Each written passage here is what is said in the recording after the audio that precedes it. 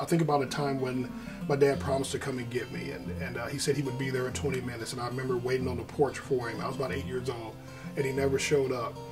And well into my adult years, I held that against him, that because I waited, I think we waited for about 2 hours on the porch for him, and he never showed up. And the thing that got me, I think I'll never forget this as long as I live, it's that, you know, for my sake, you owe me nothing.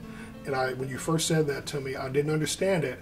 And it's like, how do I deal with the hurt of what's happening with my dad versus that, for my sake, you owe me nothing. And then the process in that was the start of me being on the road to change.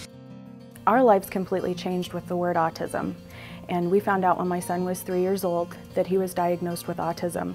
Well, in the beginning, I wanted to keep it a secret. I wanted to isolate. I didn't want people to know it about my son. And then once I went through the process and identified that I had experienced a loss and had gotten to the point of releasing it to God, that I wasn't being punished, that this wasn't a death sentence, it really freed me up. I experienced freedom with that. I had been told by 5 different people who have no connection to each other, you need to go to Fresh Start because it will help you with the situation. You'll be able to get your heart right. So I went, and it was amazing. It was transformational.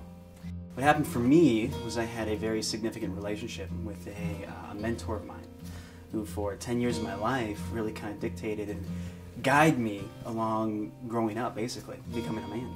And by the end of it, I really went from a loving mentor that I could go to with anything to a cold and competitive relationship.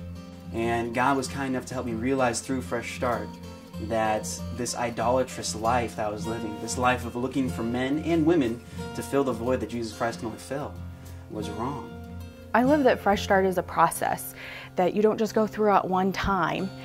This is something that is continual.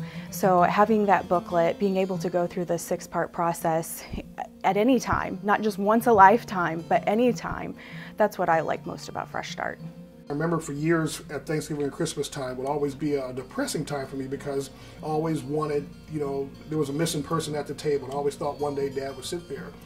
Now on the other side of Fresh Start, it's like I still want that, but the sting of him not being there is different now. It's like I don't go through the holidays depressed anymore because the joy of the Lord is in my heart, and I credit it back to, you know, understanding what forgiveness is all about, understanding for my sake you owe me nothing. And the Lord just, I don't know how he does it, but he comes in and he takes those shattered pieces and he has a way of putting things together, you know.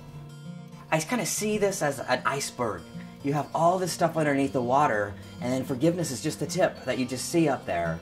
And you have to do all this stuff, and so many people are just like, oh, I forgive you, but that doesn't really have power. It doesn't really have sustainability. It doesn't really go deep into your heart. It's not really written on your heart. But with Fresh Start, it is. Because you dig and you prod and you expose things that people feel like, oh, well, I gotta be like tough. I gotta, you know, suck it up. I gotta be strong. No, that's the world. That's the way the world functions. Abba, Daddy, wants to hear about your heart. It radically gave me freedom to get to a point where I could say, you know what, I do love Jesus, and I forgive like Jesus, and my life is reflecting Jesus. So in every aspect of my life, it made a difference.